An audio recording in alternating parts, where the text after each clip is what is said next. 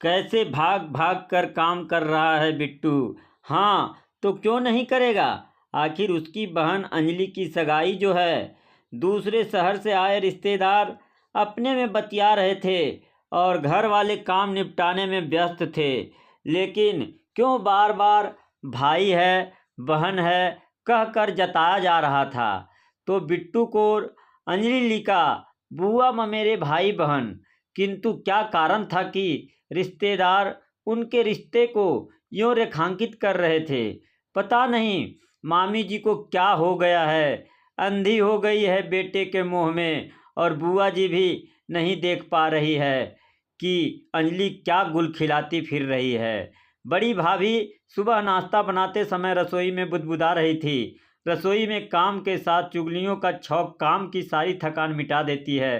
साथ में सब्जी काटती छोटी मामी भी बोली, हाँ कल रात देखा मैंने, दोनों एक ही रजाई में बिट्टू और अंजलि। सबके सामने कोई उन्हें टोकता क्यों नहीं। अरे मामी, जब उन दोनों को कोई आपत्ति नहीं, उनकी माताओं को कुछ दिखता नहीं, तो कौन अपना सिर ओखली में देकर मुसली से कुटवाएगा। बड़ी भाभी की बात में दम था। रिश्तेदार पीठ पीछे बातें करते नहीं थकते, परंतु सामने बोलकर बिल्ली के गले में घंटी कौन बांधे। जो हो रहा है होने दो, मजा लो, बातें बनाओ और तमाशा देखो। जब से अंजलि लिका किशोरावस्था की पगडंडी पर उतरी, तभी से उसके ममेरे भाई उससे 12 वर्ष बड़े बिट्टू में उसका हाथ थाम लिया। हर पारिवारिक समारोह में उसे अपने साथ लिए फिरता, अपनी गर्लफ्रेंड की रोचक कहानियां सुना उससे गुदगुदाता। अंजलि लिका भी बिट्टू भैया के आते ही और किसी की और नहीं देखती, उसे तो बस बिट्टू भैया की रसीली बातें भाती। बातें करते हुए बिट्टू कभी अंजलि लिका का हाथ पकड़े रहता, कभी कमर में बाँह डाल देता, तो कभी उसकी नर्म बाहें सहलाता। देखते ही देखते 1-2 सालों में बिट्टू और अंजलि लिका एक दूसरे से बहुत हिल मिल गए। अंजलि लिका उसे बतरुजलग लड़कियों के नाम से छेड़ती तो बिट्टू उसके पीछे भागता, और इसी पकड़म पकड़ाई में बिट्टू उसके बदन के भिन्न हिस्सों को अपनी बाहों में खींच लेता, कहीं उम्र का तगाजा कहें या भावनाओं का ज्वार। बिट्टू की उपस्थिति अंजलि लिका के कपिल लाल कर देती। उसके नयन कभी शरारत में डूबे बिट्टू के साथ अटखेलियां करते, तो कभी मारे हया के जमीन में गड़ जाते। हर समारोह में बिट्टू उसे ले एक ही रजाई में घुस जाता। ऊपर से तो कुछ ज़्यादा दिखाई नहीं देता, किंतु सभी अनुभव करते कि बिट्टू और अंजलि लिका के हाथ वापस में उलझे रहते। रजाई के नीचे कुछ शारीरिक छेड़खानी भी चलती रहती। उस रात बिट्टू अपनी नवीनतम गढ़ का किस्सा सुना रहा था और अंजलि लिका पूरे चाय के रस ले रही थी। बिट्टू भैया, आपने उसका हाथ पकड़ा तो उसने मना नहीं किया। अरे सिर्फ हाथ नहीं पकड़ा, और भी कुछ किया। बिट्टू ने कुछ इस तरह आंख मटकाई कि उसका किस्सा सुनने हेतु अंजलि उसके और करीब सरक आई। मैंने उसका चेहरा अपने हाथों में यो लिया और कहते हुए बिट्टू ने अंजलि लिका का मुख अपने हाथों में ले लिया और फिर जैमी सा देते हुए अपनी जवान से झट उसके होठ चूम लिए। अकस्मात हुई इस घटना से अंजलि लिका अचंभित तो हुई, किंतु उसके अंदर की सोडसी ने नेत्र मूंद कर उस क्षण का आनंद कुछ इस तरह लिया कि बिट्टू की हिम्मत चौगुनी हो गई। उसने उसी पर एक चुंबन अंकित कर दिया। अंजलि लिका के अंधरों पर उस रात जब अंतराक्षरी का गोल गोला गया, तो सारे रिश्तेदारों के जमावड़े के बीच अंजलि लिका ने गाया, शर्म आती है मगर आज ये कहना होगा, अब हमें आपके कदमों ही में रहना होगा। उसकी आंखें उसके अंधरों के साथ कुछ ऐसी साठ गांठ कर बैठी कि बिट्टू की तरफ उड़ती आंखी नज़र देख सभी को शक हो गया। जो लज्जा उसका मुख ढक रही थी, उसी ने सारी पोल पट्टी खोल दी। अरे अंजलि, यह 1968 की फिल्म पड़ोसन का गाना तुझे कैसे याद आ गया। आजकल के बच्चे तो नए नए गाने गाते हैं। साई जी ने तो कह भी दिया। जब बिट्टू और अंजलि लिका की माताएं गपशप में व्यस्त हो जाती, अन्य औरतें उन दोनों की रंगरेलियां देख चटकारे लेती। बिट्टू की उम्र अंजलि लिका से काफ़ी अधिक थी। उसकी शादी पहले हुई। बिट्टू की शादी में अंजलिका ने खूब धूम मचाए रखी, किंतु जहां अन्य सभी भाई बहन भाभी भाभी कह नई नवेली दुल्हन रानी की पैरे रहते, वहीं अंजलिका केवल बिट्टू के आसपास नजर आती। सब रिश्तेदार भी हैरान थे कि यह कैसा रिश्ता था। दोनों के समझ क्या अपनी शारीरिक इच्छा व इश्कबाज स्वभाव के चलते दोनों अपना रिश्ता भी भुला बैठे थे। सामाजिक मर्यादा को ताक पर रख दोनों बिना किसी झिझक वो करते जो चाहते, यहाँ करते जहाँ चाहते। उन्हें किसी की दूही नहीं चुभती थी, उन्हें किसी का भय नहीं था। बिट्टू की शादी के बाद भी हर पारिवारिक गोष्ठी में अंजलिका ही उसके निकट बनी रहती। एक बार बिट्टू की पत्नी रानी ने अंजलिका और बिट्टू को हाथों में हाथ लिए बैठे देखा। उसे शंका इस कारण हुई कि उसे कक्ष में प्रवेश करते देख बिट्टू ने अपना हाथ वापस खींच लिया। बाद में पूछने पर बिट्टू ने जोर देकर उत्तर दिया, कम ऑन यार, मेरी बहन है। यह उस बात को करीब 4 वर्ष के अंतराल के बाद आज रानी लगभग भुला चुकी थी। अगले दिन अंजलिका की सगाई थी। लड़का माता पिता ने ढूंढा था। शादी से जुड़े उसके सुनहरे स्थान सिर्फ प्यार मोहब्बत तक सिमटे थे। इसका अधिकतम श्रेय बिट्टू को जाता था। सालों से अंजलिका को एक प्रेमावेशपूर्ण छवि देखा। प्रेमालाप के किस्से सुनाकर उसने अंजलि के मानस पटल पर बेहद रूमानी कल्पनाओं के जो चित्र उकेरे थे उनके परे देखना उसके लिए काफ़ी कठिन था। सगाई हुई और शादी भी हो गई, मगर अपने ससुराल पहुंचकर अंजलिका ने अपने पति का स्वभाव काफ़ी सुस्या पाया। ऐसा नहीं कि उसने अपने पति के साथ समायोजन की चेष्टा नहीं की। साल भर में बिटिया भी गोद में आ गई, किंतु उनके रूखे व्यवहार के आगे अंजलिका भी मुरझाने लगी। 1.5 साल बाद जब छोटी बहन की शादी में वो मायके आई तो बिट्टू से मिलकर एक बार फिर खिल उठी थी। शादी में आई सारी बारातें अंजलिका और बिट्टू को एक बार फिर समीप रानी अचंभित थी।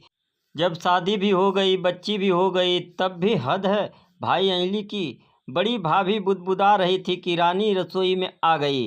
क्या हुआ भाभी? रानी के पूछने पर बड़ी भाभी ने मौके का फ़ायदा उठा सरलता और बेबाकी से कह डाला, कहना ही काफ़ी दिनों से चाहती थी रानी, पर आज बात उठी है तो बता देती है। ज़रा ध्यान रखना बिट्टू का। यह अंजलि है ना, शुरू से ही बिट्टू के पीछे लगी रहती है। अब कहने को तो भाई बहन है, पर क्या चलता है दोनों के बीच यह किसी से छिपा नहीं है। तुम बिट्टू की रानी हो, इसलिए तुम्हारा कर्तव्य है अपनी गृहस्थी की रक्षा करना, सो बता रही हूँ। बड़ी भाभी की बात सुन रानी का चिंतित होना स्वाभाविक था। माथे पर उभर आई पसीने की बूंदों को पोंछती यह बाहर आई तो अंजलिका और बिट्टू के स्वर सुन यो किवाड़ की ओट में हिली।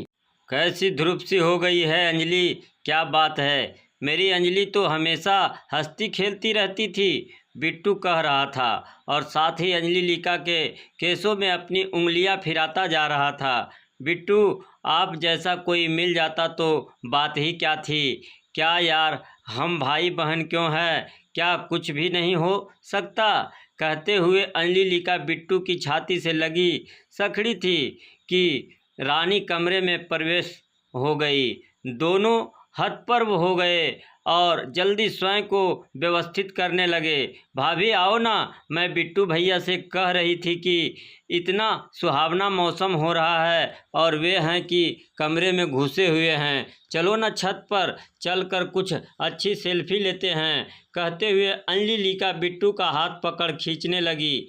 नहीं, अभी नहीं, मुझे कुछ काम है इनसे। रानी के रुखाई से बोलने के साथ ही बाहर से बुआ जी का स्वर सुनाई पड़ा, अंजलि जल्दी आ, देखा जमाई राजा आए हैं। अंजलिका चुपचाप बाहर चली गई। उस शाम गरना और बिट्टू का बहुत झगड़ा हुआ। बड़ी भाभी ने भले ही सारा ठिकरा अंजलिका के सिर फोड़ा था, पर सलाह की दृष्टि में उसका अपना पति भी उतना ही जिम्मेदार था, शायद कुछ अधिक, क्योंकि यह अंजलिका से कई वर्ष बड़ा था। आज बिट्टू का कोई भी बहाना रानी के गले नहीं उतर रहा था, पर अगली दोपहर फिर चलाने पाया कि अंजलिका सेल्फी ले रही थी और इसी बहाने उसका व बिट्टू का चेहरा एकदम चिपका हुआ था। ये कार्यकलाप भी सभी के बीच हो रहा था। सभी की आंखों में एक मिचौल था, लेकिन होठों पर चुप्पी। रानी के अंदर कुछ चटक समा। बिट्टू की ओर उसकी वेदना भरी दृष्टि भी जब बेकार हो गई, तब वह अपने कमरे में आकर निहाल हो बिस्तर पर लेट गई।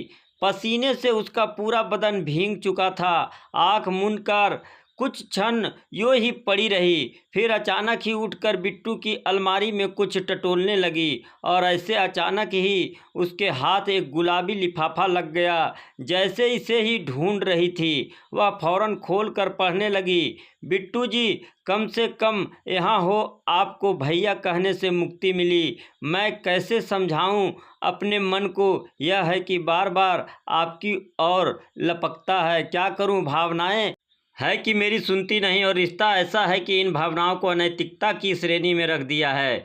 यह कहाँ फंस गई मैं। जब से आपसे लव लगी है, अन्य कहीं रोशनी दिखती ही नहीं। आपने तो पहले ही शादी कर ली और अब मेरी होने जा रही है। कैसे स्वीकार पाऊंगी मैं किसी और को। कहीं अंतरंग पलों में आपका नाम मुंह से निकल गया तो सोच कर ही काँप उठती है। कुछ तो उपाय करो। हर पल आपके प्रेम में सराबोर, बस आपकी अंजलि रानी के हाथ काँप गए। प्रेम पत्र हाथों से छूट गया।